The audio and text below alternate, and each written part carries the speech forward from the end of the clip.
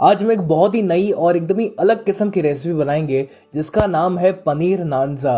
और ये जो पनीर नानजा है ये दिखने में जितना टेम्पटिंग लग रहा है उससे कई ज़्यादा ये खाने में टेस्टी बनता है। और इस पनीर नानजा को हम बिना अवन के बनाएंगे, यानी हम इसको एक तवे के ऊपर बनाने वाले हैं। तो इस पनीर नानजा को बनाने के लिए पहले हमें नान बनानी है और इस नान को बनाने के लिए हम इसका डो रेडी करेंगे। तो ये जो डो है इसको बनाने के लिए हमें लेना है 2 कप मैदा, यानी कि ऑल पर्पस फ्लावर। मैदा को आप चाहो तो एक बार छान कर इस्तेमाल कर सकते हो। इसी के साथ मैं इसमें ऐड कर रहा हूँ 1 छोटी चम्मच नमक। आप अपने टेस्ट के अकॉर्डिंग नमक की मात्रा कम या ज्यादा कर सकते हो। फिर इसमें जाएगा 1 छोटी चम्मच शुगर यानी कि चीनी। अब मैं इसमें ऐड कर रहा हूँ 1 छोटी चम्मच बेकिंग पाउडर और आधा छोटी चम्मच बेकिंग सोडा। और फिर इसी के साथ हमें इसमें ऐड करना है 1/4 कप कर्ड यानी कि दही। दही, बेकिंग पाउडर और बेकिंग सोडा का इस्तेमाल करने से हमारी ये जो नान है ये काफी सॉफ्ट बनेगी। अब इसमें हम ऐड करेंगे 1 बड़ी चम्मच बटर या फिर तेल और फिर इन सभी को हम एक बार मिक्स करेंगे। फिर जरूरत के अनुसार आपको इसमें पानी या फिर दूध का इस्तेमाल करना है और इसका हम एकदम ही सॉफ्ट डो बनाएंगे। काफी सारे लोग इस डो में मिल्क पाउडर का भी इस्तेमाल करते हैं, तो यदि आपके पास मिल्क पाउडर अवेलेबल हो तो आप 1 या 2 बड़ी चम्मच मिल्क पाउडर का इस्तेमाल कर सकते हो। जब ये डो एक बार अच्छे से जुड़ जाए तब अपने किचन के प्लेटफॉर्म के ऊपर थोड़ा सा मैदा छिड़क लीजिए और इस डो को आप लगातार 5 से 6 मिनट के लिए मसलिए। आप चाहो तो इस डो को इस तरह से हाथों से स्ट्रेच भी कर सकते हो। चलिए, नान बनाने का ये जो डो है ये रेडी हो चुका है। तो अब हम इस डो को वापस हमारे मिक्सिंग बोल में ट्रांसफर करेंगे और फिर इसको ढक कर हमें इसे आधे घंटे के लिए रेस्ट करने देना है। और जब तक ये जो नान का डो है ये रेस्ट करता है तब तक हम बाकी की तैयारी करेंगे। तो अब मैंने ये तकरीबन 100 ग्राम पनीर का इस्तेमाल किया है और इस पनीर को हम छोटे छोटे क्यूब्स में कट करेंगे। इस पनीर नानजा को बनाने के लिए आपको कितने पनीर का इस्तेमाल करना है ये आप अपने पसंद अनुसार कम या ज्यादा कर सकते हो। चलिए, मैंने इस पनीर के इस प्रकार से छोटे छोटे क्यूब्स कर लिए हैं। तो अब इस पनीर के क्यूब्स को हम एक मिक्सिंग बोल में ट्रांसफर करेंगे और फिर हम इसमें कुछ मसाला ऐड करेंगे। पनीर जो होता है वो काफ़ी फीका होता है, उसका अपना कोई टेस्ट नहीं होता है। इस वजह से हम इन मसालों का इस्तेमाल करके इस पनीर के फ्लेवर को और बढ़िया बनाएंगे। तो पहले मैं इसमें ऐड कर रहा हूँ 2 चुटकी टर्मरिक यानी कि हल्दी। फिर हम इसमें ऐड करेंगे आधा छोटी चम्मच लाल मिर्च पाउडर। अब इसमें जाएगा 1/4 छोटी चम्मच गरम मसाला। और फिर इसमें एक हल्का सा चटपटा टेस्ट लाने के लिए हम इसमें ऐड करेंगे 2 चुटकी चाट मसाला। अब बस हमें इन सभी मसालों को और पनीर को अच्छे से मिक्स करना है ताकि पनीर के ऊपर ये सारे मसाले अच्छे से कोट हो जाए। इसमें मैं नमक डालना भूल गया था, तो इसीलिए अब मैं इसमें 2 चुटकी नमक का भी इस्तेमाल कर रहा हूँ। चलिए, अपना ये जो पनीर है ये मसालों के साथ अच्छे से कोट हो चुका है। तो अभी फिलहाल हम इसको साइड पर रखेंगे। तकरीबन आधा घंटा हो चुका है और अब हम इस डो को वापस थोड़ा सा मसलेंगे और फिर हमें इस डो को बराबर बराबर हिस्सों में डिवाइड करना है। तो पहले मैं इसका इस तरह से रोल बना रहा हूँ ताकि इसको डिवाइड करने में हमें काफी आसानी हो।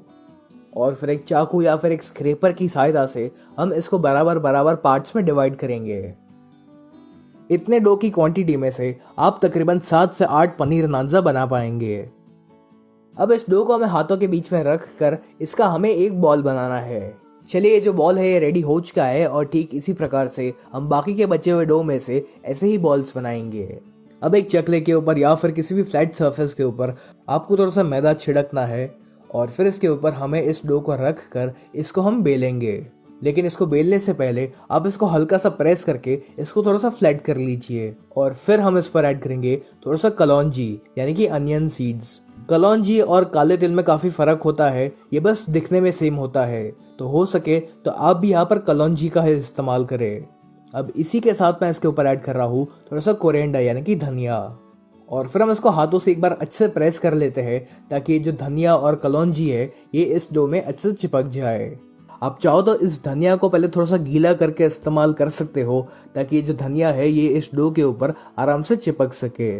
और अब एक बेलन की सहायता से हम इस नान को बेलेंगे। आपको इस नान को थोड़ा सा पतला बेलना है क्योंकि जब हम इस नान को सेकेंगे तो ये हल्की सी फूलती भी है। तो यदि आप इसको बेलते समय पर इसे मोटा रखोगे तो फूलने के बाद ये नान और भी ज्यादा मोटी हो जाएगी और इसे खाने में उतना मजा नहीं आएगा। चलिए, नान को मैंने बेल लिया है। तो अब हमें क्या करना है कि इसकी पीछे की तरफ हमें थोड़ा सा पानी अप्लाई करना पड़ेगा। पानी हम इसलिए अप्लाई कर रहे हैं ताकि ये जो नान है ये तवे के ऊपर अच्छे से चिपक पाए। तो आप बहुत ज्यादा भी पानी का इस्तेमाल मत करना, वरना फिर आपको इस नान को हैंडल करने में काफी दिक्कत आ सकती है। और अब पानी लगाने के बाद हमें इस नान को तवे के ऊपर रखना है। मैंने ये लोहे के तवे का इस्तेमाल किया हुआ है। आप इस नान को नॉनस्टिक तवे के ऊपर मत बनाना, क्योंकि ये जो नान है ये नॉनस्टिक तवे के ऊपर अच्छे से चिपक नहीं पाएगी और जैसे ही आप इस नान को पलटोगे तो जो नान है वो नीचे गिर सकती है।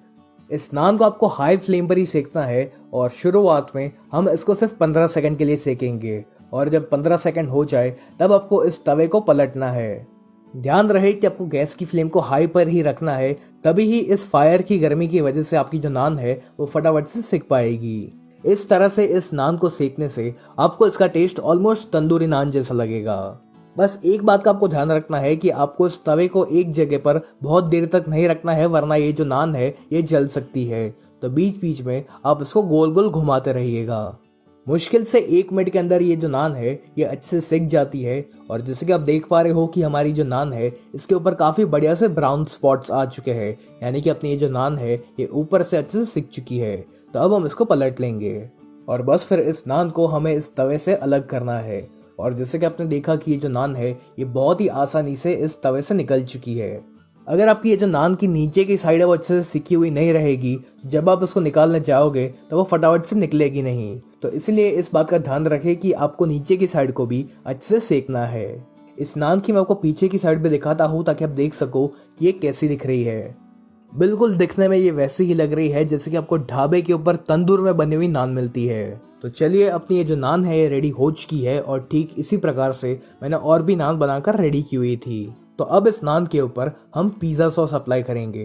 तो मैंने एक घर का बनाया हुआ पिज्जा सॉस यूज किया हुआ है और अगर आपको भी जानना है कि घर पर पिज्जा सॉस कैसे बनाया जाता है तो आप मुझे कमेंट करके जरूर बताएं, मैं उसकी भी रेसिपी आपके साथ जरूर शेयर करूंगा। इस पिज्जा सॉस को हमें इस नान के ऊपर हर तरफ इवनली स्प्रेड करना है और जब पिज्जा सॉस एक बार स्प्रेड हो जाए तब हम इस नान के ऊपर ऐड करेंगे चीज। तो आज मैं इसके ऊपर 2 प्रकार की चीज का इस्तेमाल कर रहा हूँ। एक तो है मोज़रेला चीज और दूसरा है प्रोसेस्ड चीज। आपके घर में जो भी चीज अवेलेबल हो आप उसका इस्तेमाल कर सकते हो और चीज की मात्रा भी कितनी रखनी है ये भी आप अपने पसंद अनुसार कम या ज्यादा कर सकते हो।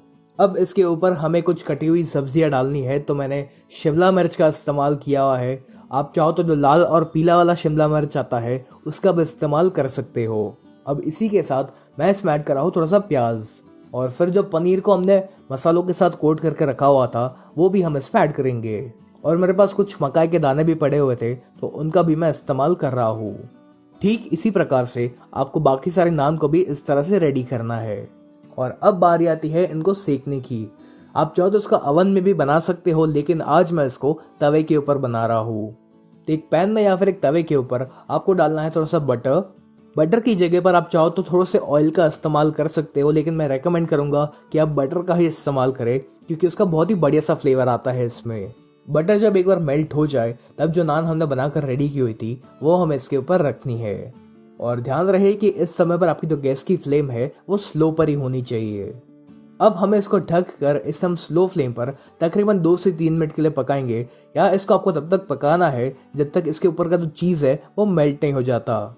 अब एक बहुत ही जरूरी चीज का आपको ध्यान रखना है और वो ये है कि आपकी जो गैस की फ्लेम है वो स्लो पर ही होनी चाहिए। यदि आप इसको मीडियम या फिर हाई फ्लेम पर सेकने जाओगे तो आपकी जो नान की नीचे की साइड है वो जलने लगेगी और आपको जो चीज है वो भी उतना मेल्ट नहीं हो पाएगा। तो इसलिए इस नानजा को आप स्लो फ्लेम पर ही सेके। तकरीबन 2 मिनट हो चुकी है और जैसे कि आप देख पा रहे हो कि हमारा ये जो नानजा है ये रेडी हो चुका है। इसके ऊपर का जो चीज है वो भी बहुत ही अच्छी तरीके से मेल्ट हो चुका है। तो अब हम इसको बाहर निकाल देंगे और ठीक इसी प्रकार से हमें बाकी सारा नानजा को भी बनाकर रेडी करना है। लीजिए, हमारा ये बहुत ही गर्मा गर्म पनीर नानजा बनकर रेडी हो चुका है।